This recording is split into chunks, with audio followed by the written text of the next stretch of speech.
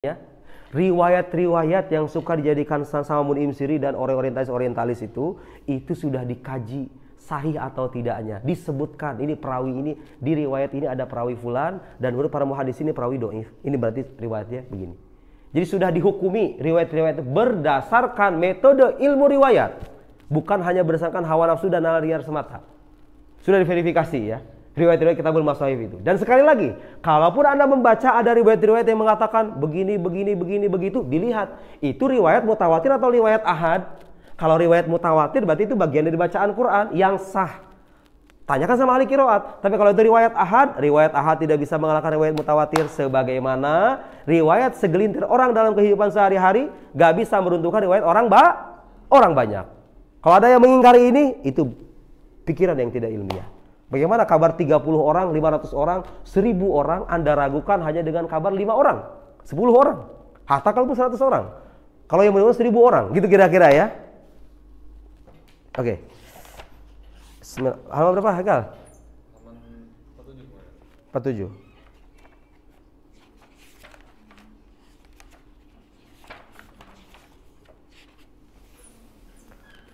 Aywah, coba sekarang saya tes itu. Kira-kira apa ini yang nggak paham?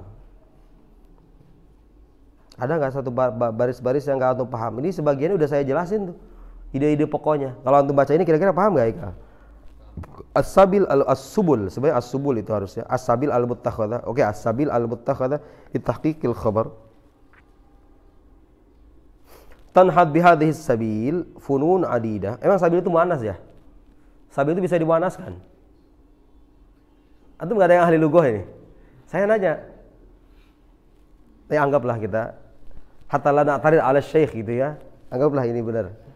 Tuh coba bayangkan, kalau kita hanya bersandar pada tulisan doang, Syekh Butinya kan udah gak ada. Syekh, ini apa ini? Ini benar sabil ini. Kebayang gak kalau saya berguru langsung sama Syekh Ramadan Buti? Bisa kekeliruan itu terjadi? Gak bisa. Kekeliruan itu sering terjadi ketika kita hanya bersandar pada teks saja, ya kan?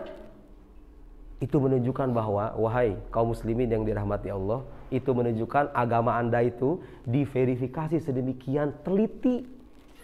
Mau kitab sucinya, sabda nabinya, sejarah nabinya, teliti. Dengan cara begitu, gak cuma sekedar teks kemudian selesai begitu, enggak.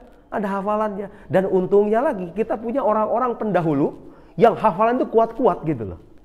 Loh, saya di kampus, antum di kampus kenal sama orang Mesir enggak? Ada sebagian kawan saya itu yang kalau mau ujian, yahfad al-muqarrar kama unzil.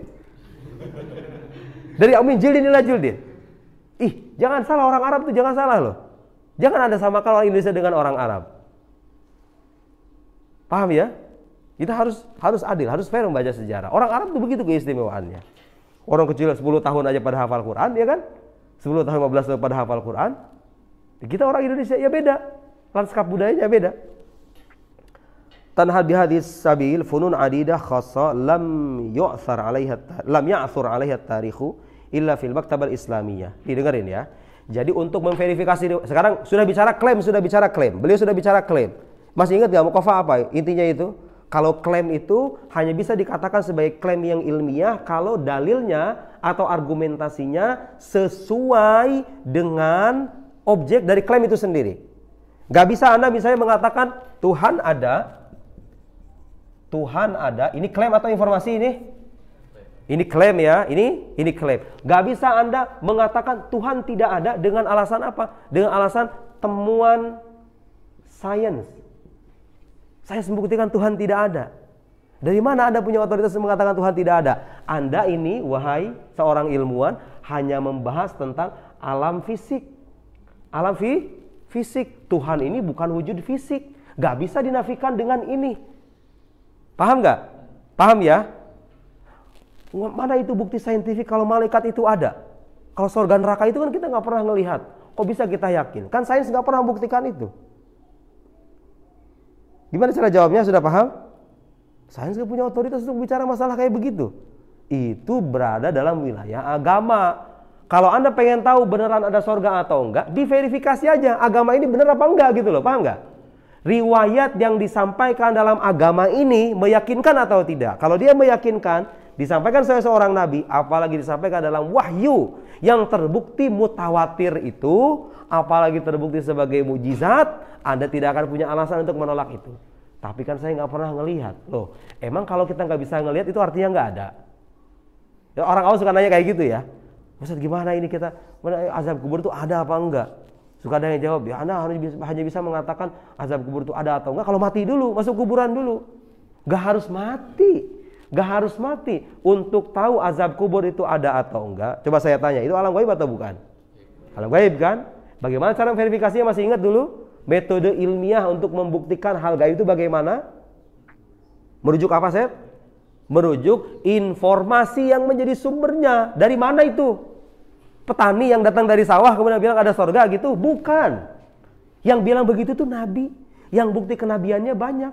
Sudah banyak dikaji. Buku-bukunya berlimpah. Tinggal Anda baca. Anda nggak belajar makanya. Jelas ya? Kalau sudah tahu ini informasi dari nabi, apa yang mau saya salahkan? Apa yang mau saya dustakan? Ya kan? Jelas ya? Karena nabi nggak mungkin berbohong. Nabi nggak mungkin berbohong. Nggak mungkin berbohong. Oke, jelas? Itu paham ya? Logikanya begitu ya. Kalau ingin buktikan keilmihan sebuah klaim, dilihat metodenya. Nah, sama kayak tadi itu. Orang mengatakan Al-Quran, perhatikan nih, ini penting ya. Al-Quran tidak otentik. Perhatikan. Terus yang dia jadikan premis atau sandaran itu riwayat-riwayat yang ahad. Riwayat ahad. Saya mau nanya sekarang, ini premis yang Anda jadikan ini sesuai atau tidak dengan objek kajiannya? Tidak sesuai. Kenapa? Karena Quran sejak awal bukan hanya bersandar pada teks yang tertulis, tapi juga hafalan lisan orang banyak. Dan jangan salah lagi bahwa riwayat ahad ini tidak akan pernah bisa meruntuhkan atau meragukan riwayat Quran yang mutawatir ini. Secara keilmuan itu salah Anda meragukan ini dengan ini, paham ya? Jelas ya? Jadi kalau ada orang mengkaji 500 halaman mempertanyakan Quran otentik atau tidak, yang dia rujuk hanyalah riwayat-riwayat yang termaktub di kitab-kitab orang muslim hatta, itu kajian ilmiah atau bukan? Itu kajian ilmiah atau bukan? Itu bukan kajian ilmiah. Kenapa? Karena dia gak memerhatikan objek kajian utamanya ini apa dan bagaimana dia tersampaikan. Jelas ya? Gak bisa Anda mengkaji Quran dengan cara begitu. Harus merujuk pada hafalan lisan orang banyak para ahli ilmu qiraat itu. Dan itu yang gak dilakukan sama orang-orang barat. Dan gak ada ahli ilmu qiraat di barat mungkin kan. Yang mereka bisa rujuk hanyalah suhuf, hanyalah warok, aurok gitu ya, kertas-kertas yang berisikan riwayat-riwayat itu. Jelas ya Ikal ya? Jelas ya? Bagaimana Anda berpikir secara ilmiah dalam konteks mendiskusikan klaim-klaim keagamaan. Illa fil maktabal islamiyah wahiyya fan mustalahul hadis. Jadi verifikasi riwayat ini hanya ada dalam hazanah keislaman seperti ilmu mustalahul hadis, wa fanul jarh wa ta'dil wa tarajumir rijal. Haitsu taltaqi hadhil funun ats-tsalatsatu ala wajhi mizanin daqiq yattadih fil khabar as-sahih min ghairihi wal farqu bainal khabar as-sahih alladhi yurithu adh-dhann wal ladhi yurithu al-yaqin. Jelas ya? Enggak perlu saya jelasin ya? Jelas ya? Fal khabar yarqa ila ula atau aula darajat as-sihha indama yathbut la taharri wal bahas anna silsilatas sanad muttasilah. Udah saya jelasin ini berkali-kali kita dulu ya, bahwa khabar itu hanya bisa dikatakan sahih kalau sanadnya bersambung. Karena kalau terputus kita bisa ragu, ya enggak?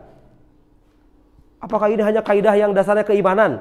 Bukan kaidah keimanan ini. Anda kehidupan sehari-hari pun mengatakan begitu. Saya dapat informasi dari Haikal dari fulan dari fulan. Fulan dari siapa? Enggak tahu. Boleh enggak saya ragu?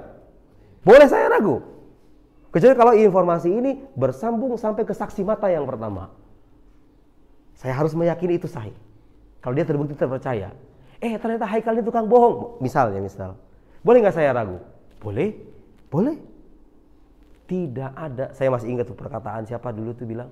Tidak ada satupun kaidah yang diberlakukan oleh muhaddisin kecuali kita praktekkan dan kita amini dalam kehidupan sehari-hari.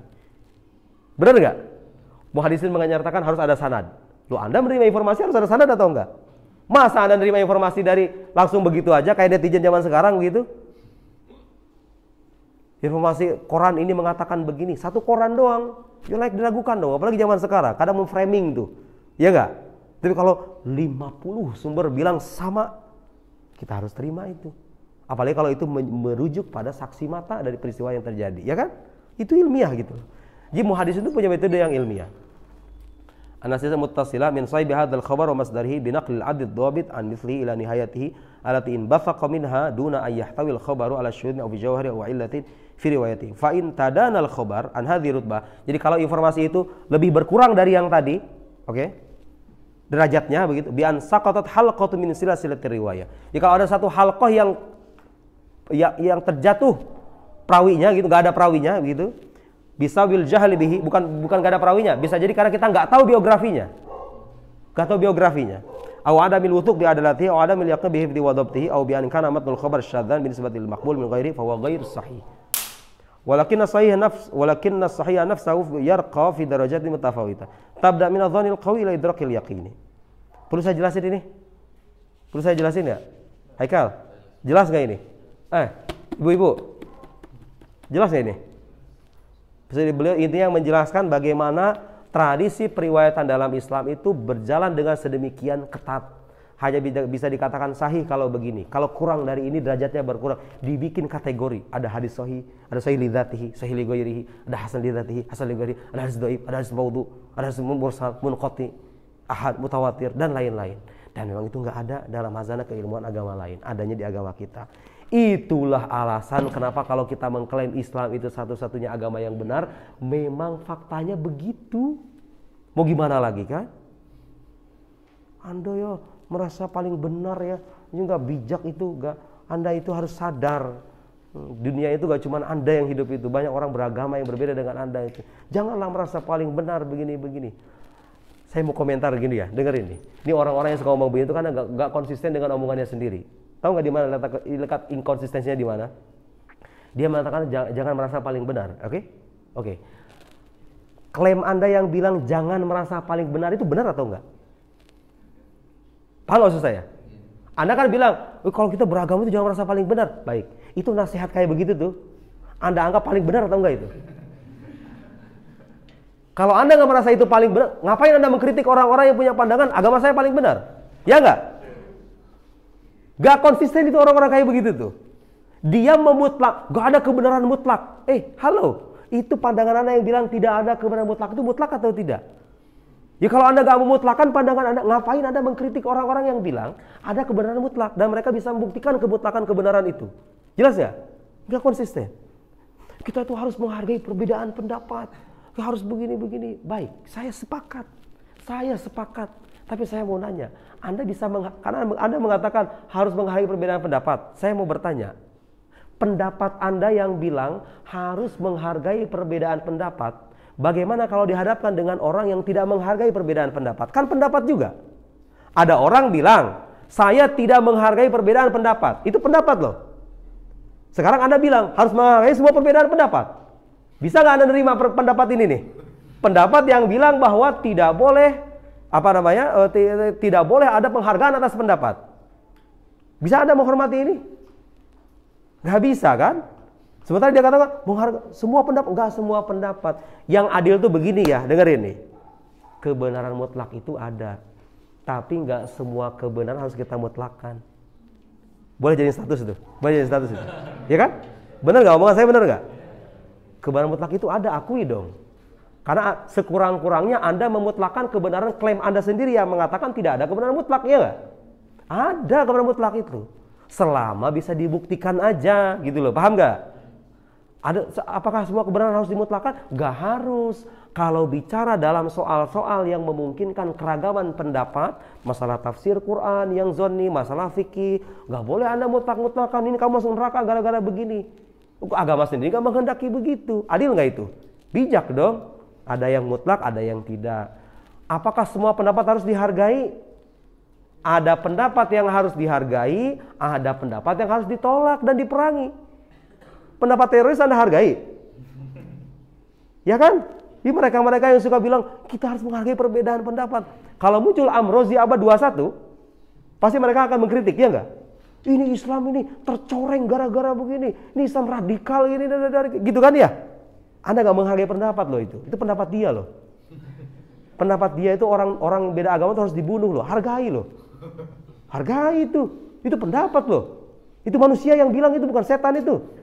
Manusia muslim itu bilang begitu, hargai loh. Bisa dia mengatakan begitu? Nggak bisa. Berarti Anda sendiri nggak menghargai semua pendapat. Kalau saya secara pribadi, bagi saya ya, pendapat yang merusak itu mau ngerusak nyawa, kayak pendapat teroris, mau ngerusak harta, sesuai maqasid syariah, kita adil ya. Termasuk yang merusak agama. Ini harusnya itu disejajarkan, harusnya itu kita perangi sama-sama gitu loh. Yang merusak agama ini nih. Ya kan? Loh justru agama itu nomor pertama, iya nggak? Mau yang ngerusak jiwa, ngerusak agama, ngerusak keturunan. Ada orang misalnya menyebarkan pandangan yang memperbolehkan zina. Harus kita perangi. Gak boleh kita hormati. Naif Anda kalau mau hormati pandangan kayak begitu. Anak Anda bagaimana nanti? Ya nggak? Adil ya. Semua yang merusak hal-hal yang prinsipil dalam agama kita itu, merusak hal-hal yang fundamental itu, harus kita tolak. Jangan dihargai. Jangan diundang. Dibilang inilah seorang profesor. Macam-macam. Apakah semua kebenaran mutlak? Tidak. Apakah semua pendapat harus dihargai? Tidak. Apakah kita boleh merasa paling benar? Dalam hal-hal yang kita dituntut harus merasa paling benar, ya harus begitu. Dalam soal iman Anda harus begitu. Kalau nggak begitu Anda bukan muslim dong. Ya nggak? Jelas itu. Dalam soal-soal yang memang membuka keragaman pendapat, yang janganlah ngerasa paling benar sendiri, gitu ya. Dalam soal tawasul misalnya kayak begitu, ya udahlah. Ada orang mengatakan tawasul nggak boleh, ya udah itu serah kamu. Saya mengatakan boleh, ada dalilnya, udah selesai. Mau debat ya debat, ada dalilnya masing-masing gitu ya. Tapi jangan bilang bahwa saya ini paling benar. Akan gitu kira-kira. Persoalan khilafiyah itu kalau bisa jangan dimutlakan gitu ya. Kalau Anda ingin memutlakan, sajikan argumentasinya. Benar nggak itu mutlak? Selesai, sesederhana itu ya. Jadi ada ungkapan-ungkapan yang kelihatannya bijak gitu ya dalam keseharian kita. Tapi kalau ditelisik itu ternyata, alah, kamu sendiri tuh nggak mematuhi itu gitu loh. Ya kan? Iya. Sebutin lagi ungkapan lain apa lagi? Saya suka nemu itu kayak begitu tuh. Apa lagi Haikal? Pernah nggak? Atau mempertanyakan tuh yang begituan itu? Tuhan tuh nggak ada karena nggak bisa dilihat. Loh, pandangan Anda yang bilang Tuhan tidak ada itu bisa dilihat apa enggak? Nggak bisa dilihat kan? Anda mengatakan Tuhan tidak ada karena nggak bisa dilihat. Pandangan Anda itu yang mengatakan Tuhan tidak ada kan nggak bisa dilihat juga. Kenapa Anda harus yakin dengan itu? Kalau itu nggak bisa dilihat, ya kan? Jelas ya? Sesuatu yang ada itu harus bisa terlihat oleh panca indera agar kita bisa yakin dan seterusnya. Loh, keyakinan Anda sendiri nggak bisa dipanca indera, bagaimana kita bisa yakin? Dengan pandangan Anda yang mengatakan semua itu harus dicerna oleh panca indera. Dan banyak lagi ya, banyak lagi. Sekarang kita masuk ke sini nih. Perhatikan halaman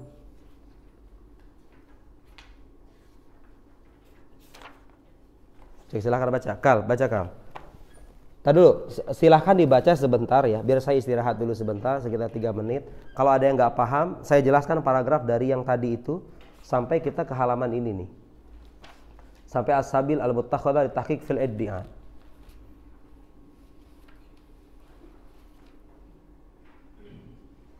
Silahkan.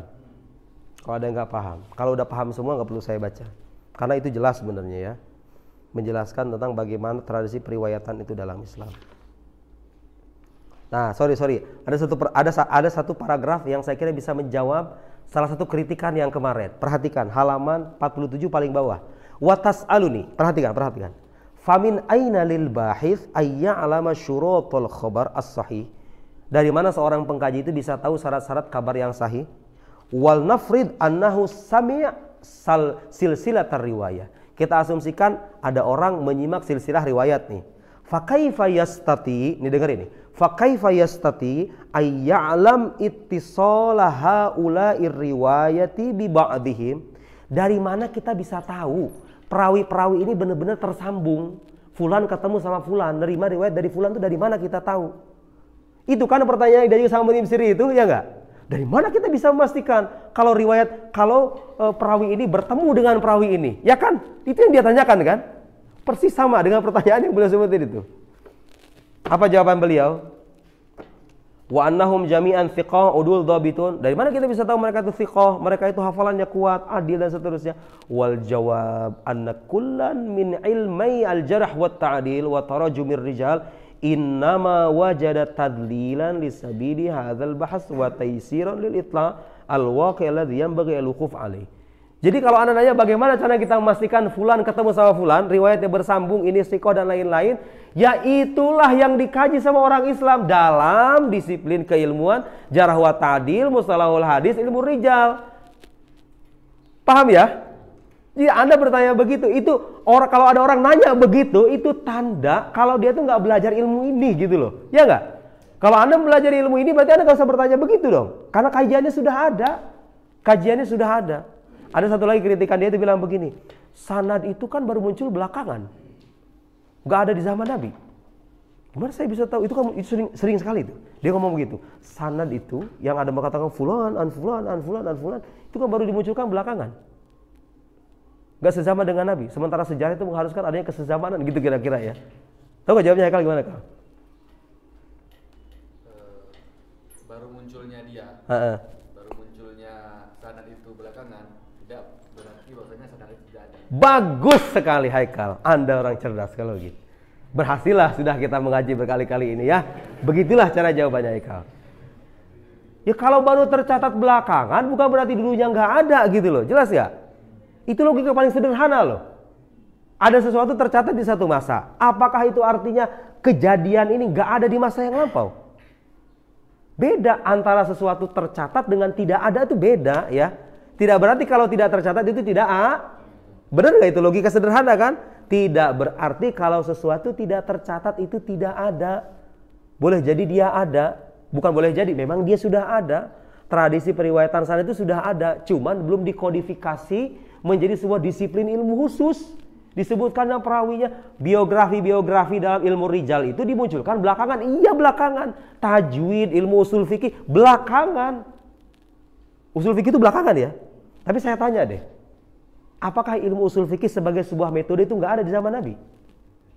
Ada, sahabat itu mempraktekkan begitu. Ulama usul fikih itu menyingkap apa yang pernah dipraktekkan oleh sahabat, dirumuskan ke dalam kaidah-kaidah, jadilah usul fikih. Bukan berarti bikin kaidah baru, bukan. Sesuatunya sudah ada dasarnya gitu loh ya. Bahwa ada pengembangan, dia ada pengembangan, tapi landasannya sudah ada. Itu bukan ilmu yang dibuat-buat usul fikih itu. Landasannya dari cara berpikir sahabat sendiri dalam membaca teks-teks agama gitu loh, paham nggak? Jelas ya? Bedakan itu. Sesederhana itu enggak ya, sesederhana itu ngebantahnya ya. Ya karena memang segala pikiran, ide-ide yang dikembangkan untuk meragukan agama Allah itu tidak akan bertahan lama. Sudah pasti bermasalah itu. Anda nggak bisa ngomong begitu dong, harus dengan bukti. Ya ini buktinya. Ini buktinya. Kita ngomong begitu dengan bukti bukan dengan iman ya. Anda cuma beriman aja. Siapa yang bilang cuma beriman aja? Ini buktinya. Itu kitab-kitab berjih itu bukti-buktinya gitu ya. Begitu kira-kira cara menjawabnya ya. Sekarang kita masuk ke halaman 46. Baca coba, Sep, baca Sep. Iya, bacanya agak cepat gitu kira-kira lah. Sakin taslam. Sakin taslam, ayo.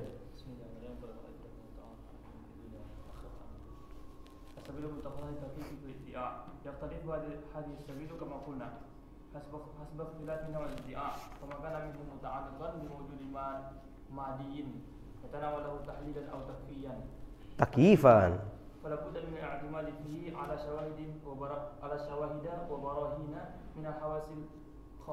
Jelas ya?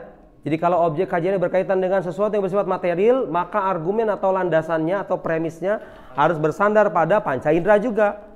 Silahkan para ilmuwan memproduksi sekian teori. Kalau memang itu berkaitan dengan objek fisikal, silahkan Anda ilmiah itu ya, itu ilmiah. Lanjut. At-tajribah bagaimana empirik gitu ya. Empirik itu ya tajribah.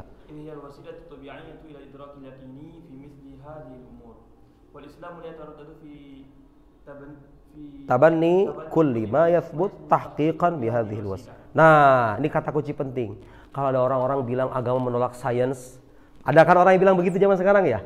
Agama menolak sains, agama itu anti sains, agama kayak gitu-gitu tuh. Lihat tuh.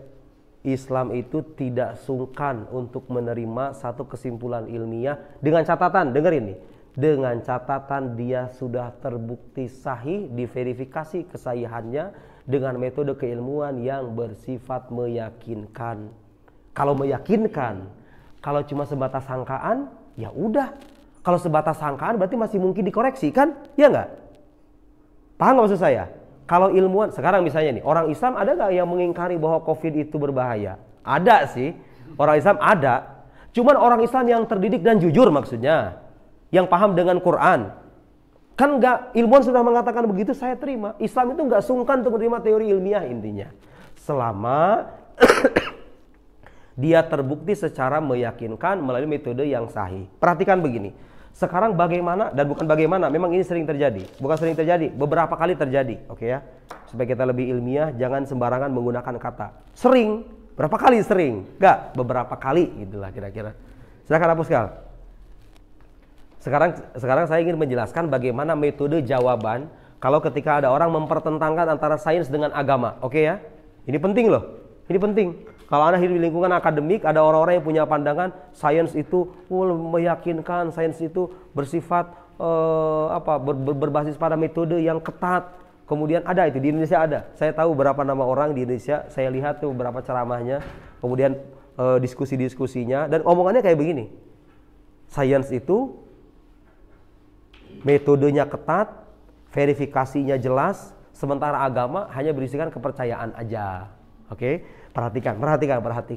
Kalau ada temuan saintifik apapun itu ya, apapun itu, temuan saintifik. Oke. Di sini ada klaim agama atau informasi dari agama. Terjadilah pertentangan antara keduanya. Mana yang didahulukan? Gitu kan pertanyaan dasarnya? Perhatikan.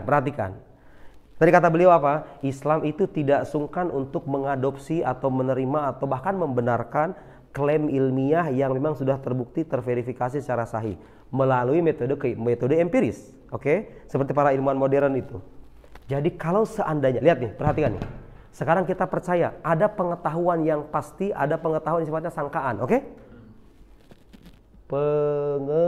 Pengetahuan pasti, ada pengetahuan sangkaan. Bahasa agamanya apa ini? Bahasa agamanya apa ini? Qot'i. Bahasa agamanya apa ini? Dhonni. Sekarang kita bicara dengan analisis logika terlebih dulu. Kalau ada informasi yang satu pasti, yang satu hanya sangkaan saja. Tanya semua orang bernasihat, mana yang dahulukan? Pasti dong, iya nggak? 100% dengan 80, katakan begitu ya. Paling tinggi kan begitu. Paling tinggi 99 lah. Mana yang dahulukan? Ya nanya sama anak SD juga pasti bilang begini, 100 lah Pak. Masa yang 80 didahulukan dari yang 100? Sama juga tuh dengan riwayat ahad kalau ingin dipertentangkan dengan riwayat Quran mutawatir itu. Masa Anda mengabaikan riwayat yang meyakinkan kemudian dengan menjodohkan riwayat yang sangkaan gitu kira? Nggak masuk akal. Nah, lihat ke sini. Kalau ada temuan saintifik, sains atau ilmuwan mengatakan A. Kita nggak bahas teori-teori gini karena nggak cukup waktu, oke? Teori apa misalnya? Silahkan sebutkan teori. Suatu saat nanti mungkin akan ada teori-teori baru.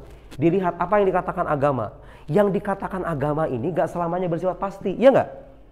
Dan memang, ya, ternyata beliau akan singgung sendiri. Nih beliau, perhatikan nih di baris selanjutnya. Wahadha huwa sir, lihat di paragraf selanjutnya. 1, 2, 3, 4 paragraf setelahnya. Ada nggak? Wahadha huwa sir fi anna al-Qur'ana lam yafsil al-qawl fil qawanin al-ilmiyah al-muta'alliqa bil mahsud wal musyahadat id innahu law fa'ala dhalika la alzaman nas idzan bil iman bi muqtadaha. Jadi di antara hikmah kenapa Quran tidak memerinci hal-hal yang dijelaskan oleh para ilmuwan itu, di antara hikmahnya begini. Kalau semua temuan saintifik ini masuk ke dalam ranah agama yang qot'i, artinya apa? Banyak sekali yang harus Anda imani, ya enggak? Beriman sama teori evolusi, teori gravitasi, teori ini. Capek orang awam membahas itu, ya enggak? Ternyata Quran itu memang memberikan isyarat-isyarat aja. Termasuk Big Bang itu enggak ada teks yang qot'i kan? Paling ayat yang sering dikutip itu awalam yarul ladzina kafaru anna samawati wal arda kanat ratqan fafataqnahuma. Ya kan? Itu ayat antara ayat, tapi para mufassir bisa memberikan tafsiran yang berbeda. Dhonni itu pada akhirnya. Teori Big Bang loh ya. Saya enggak mengatakan teori penciptaan. Teori penciptaan teksnya qot'i, khalaq.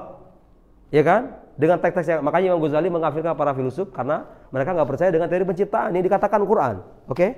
Tapi teori Big Bang sebagai teori disampaikan oleh para ilmuwan Ilmuwan sendiri mengakui itu bukan informasi yang pasti. Ya nggak? Kalau sekarang ilmuwan sampai pada kesimpulan A, oke?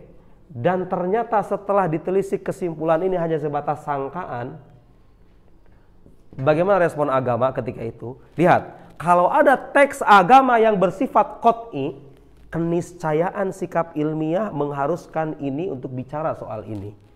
Dalam arti, kalau ini bertentangan dengan klaim keagamaan, tiba-tiba klaim keagamaan bisa merujuk pada teks yang qat'i, berarti ini salah. Ya nggak? Kenapa begitu? Ini kalau kita bicara agama yang benar, agama yang terbukti secara meyakinkan. Kalau agama yang isinya cuma dogma-dogma, itu memang sah dipertentangkan dengan sains gitu ya.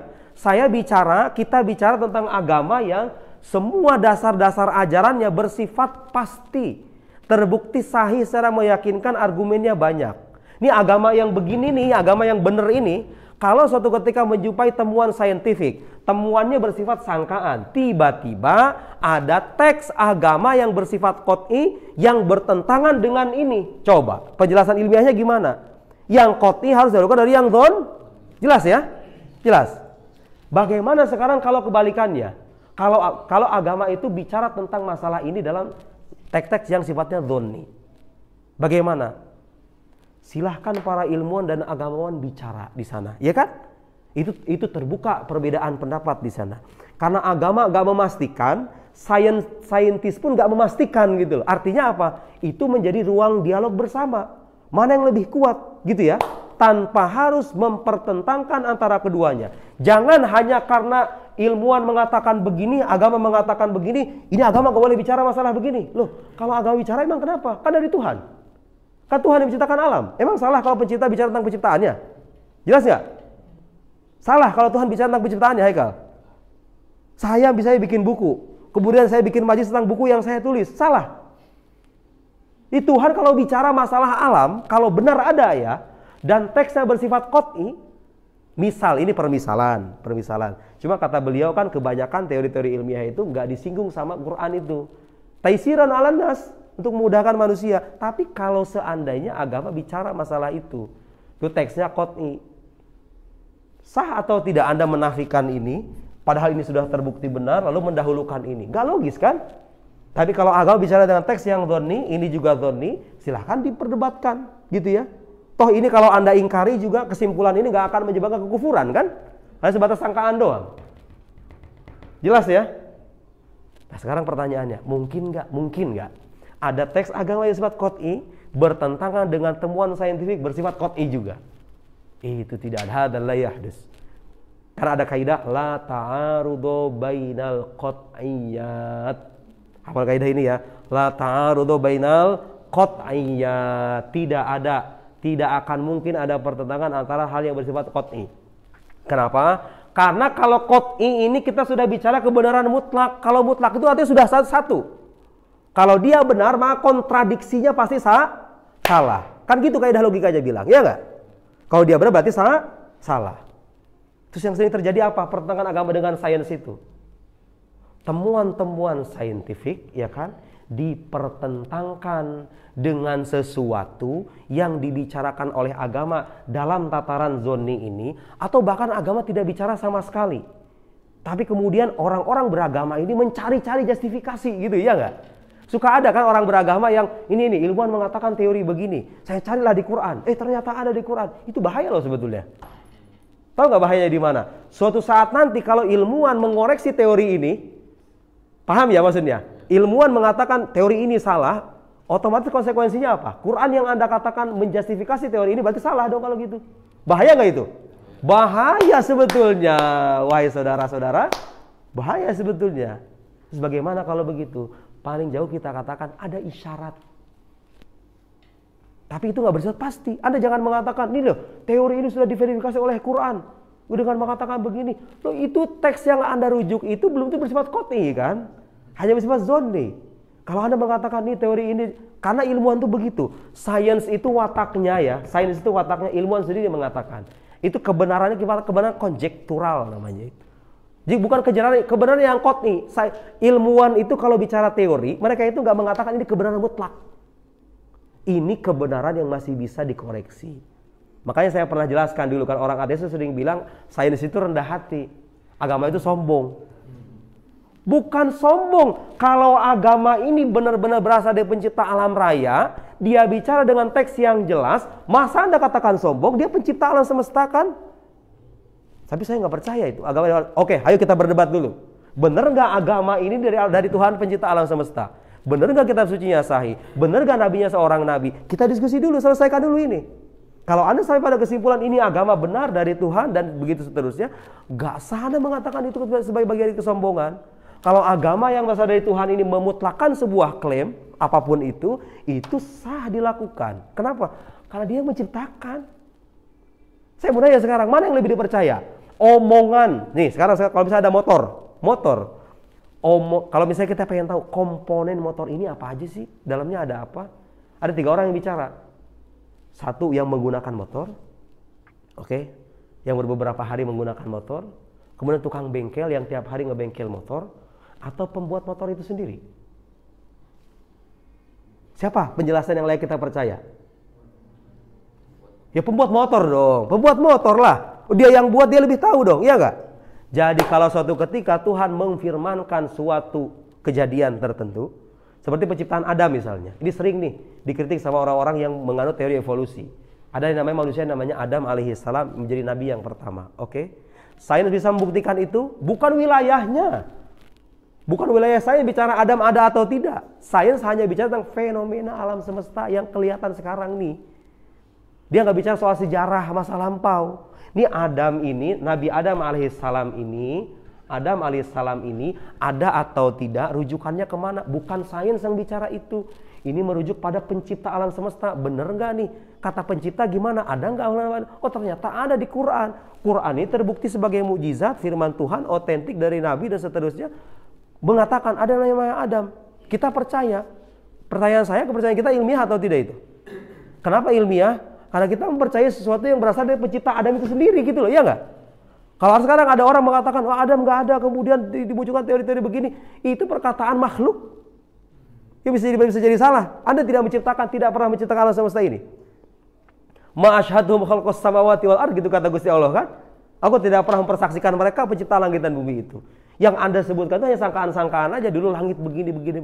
Nggak ada yang bisa memastikan. Karena nggak pernah ada yang hadir dalam penciptaan itu, ya nggak? Kecuali kalau agama sudah bilang begini dan dilihat oleh para agamawan yang ahli dalam penafsiran kitab suci misalnya, ini teks yang bersifat qot'i, harus ketika itu kita terima sebagai sebuah kebenaran mutlak. Jadi kalau agama bicara qul huwallahu ahad, la ilaha illallah, itu teks yang qot'i kan? Kemudian dikatakan enggak, sains itu kan, ya sains beda bidangnya. Agama tuh bicara lagi dalam bidang yang berbeda. Sumbernya ada, landasan epistemologisnya ada, argumennya ada. Sah, ya sah.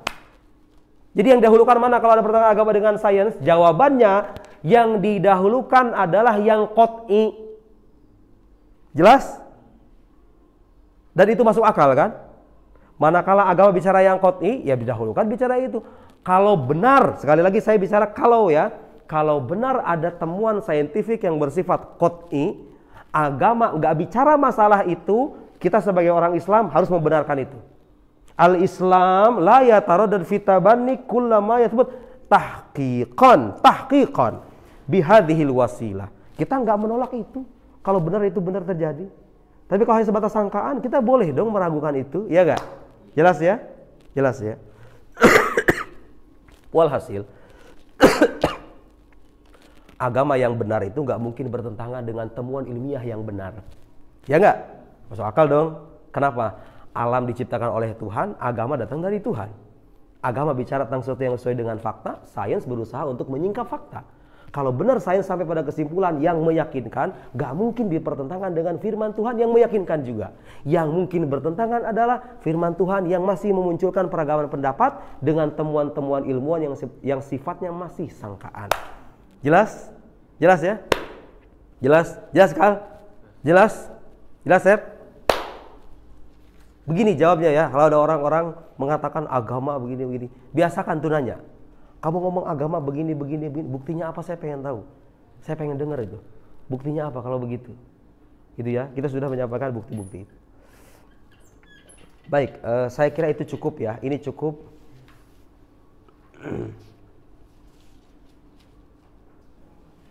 Kadang saya agak bingung ya.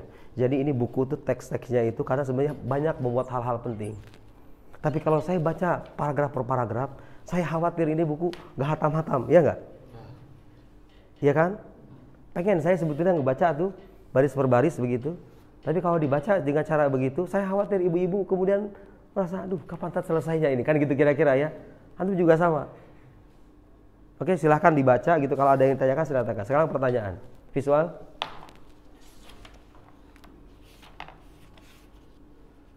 Bingung saya mau nanya apa ya? Mau nanya apa ini? Ibu-ibu, gimana?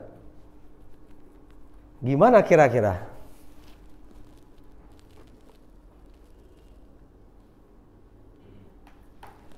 Gimana?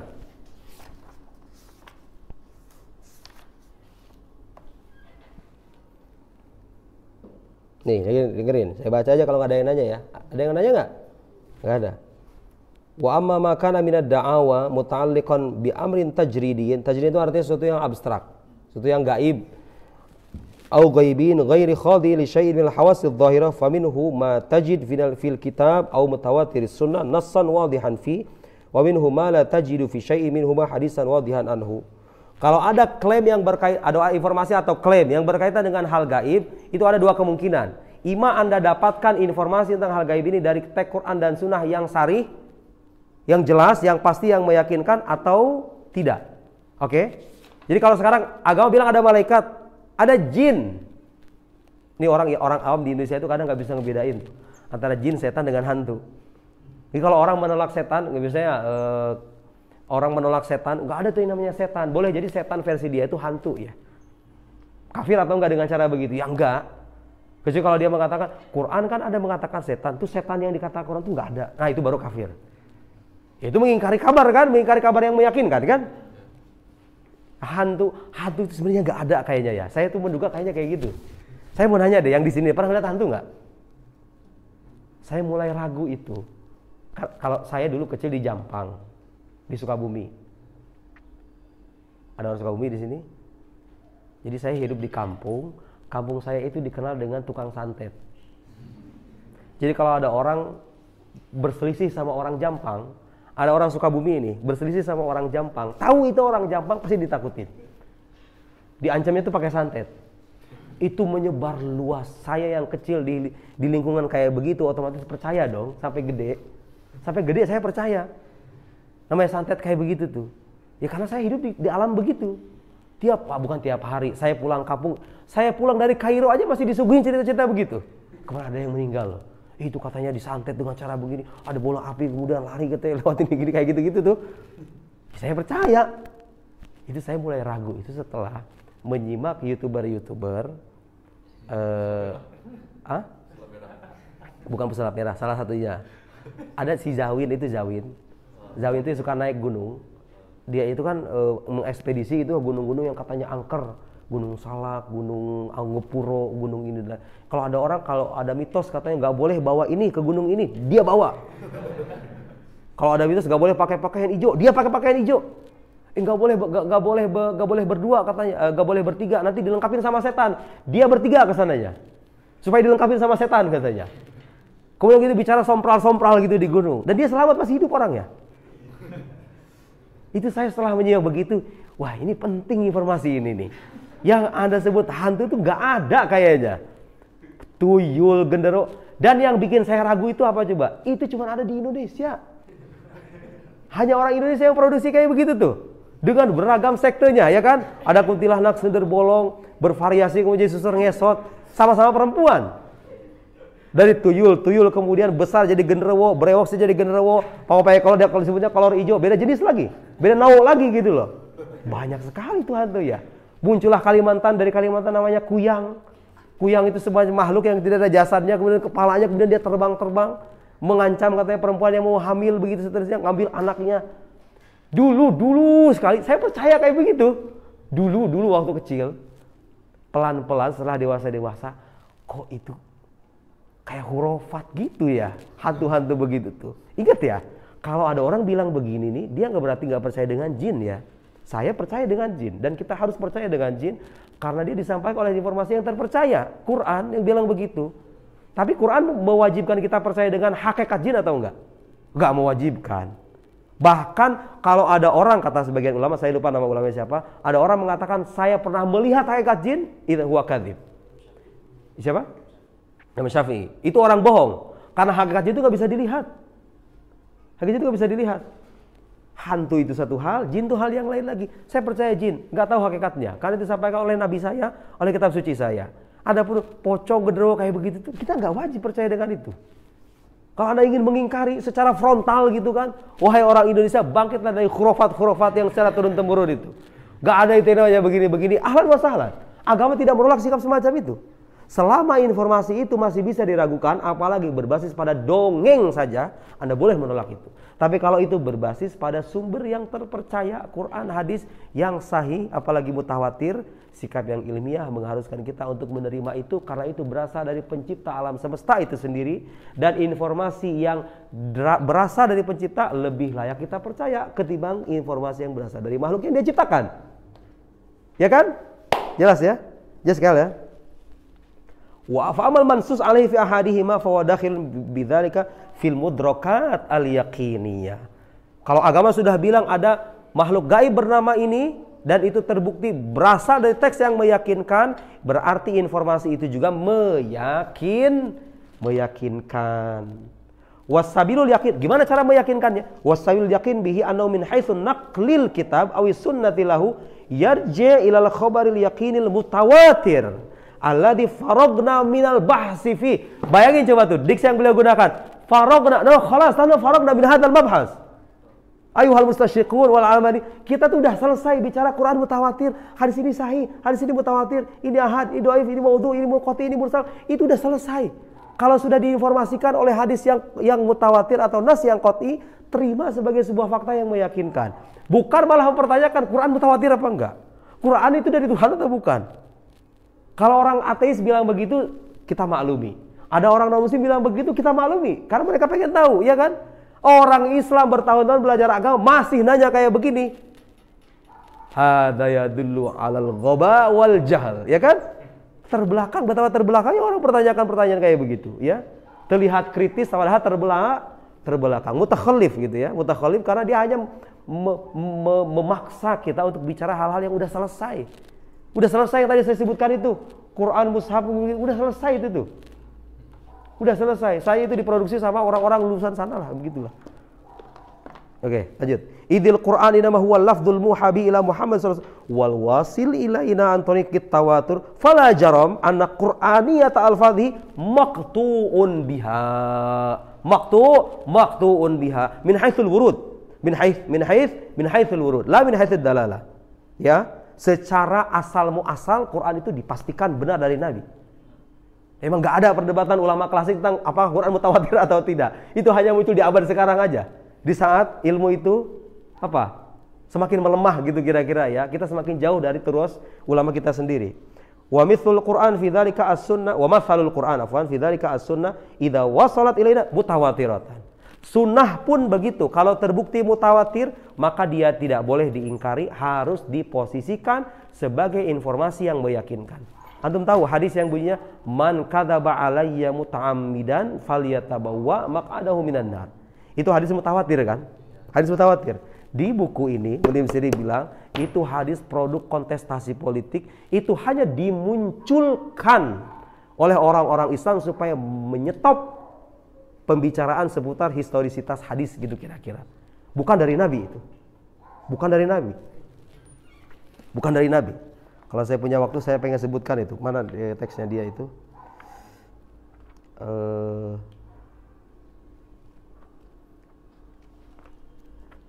Jadi saya pernah nemuin di satu halaman bukunya itu. Mudah-mudahan ketemu ya. Udah banyak tuh saya tanda-tandain begini nih. Ya begitulah kira-kira kalau orang belajar dari sahafiyin itu begitu ya. Jangan sekali-kali Anda menggadaikan agama Anda kepada sahafiyin itu. Kalau enggak ya begitu. Oke, ada pertanyaan sambil nunggu-nunggu. Siapa tahu saya ketemu nih teksnya nih. Soal?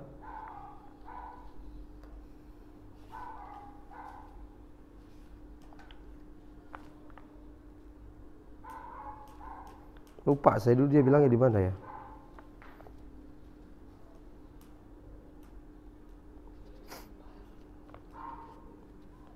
Yalah soal. Izin soal.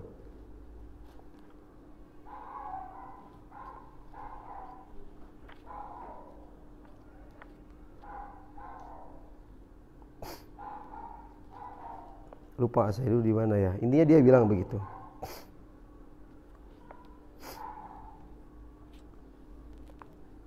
Lupa saya di mana ya.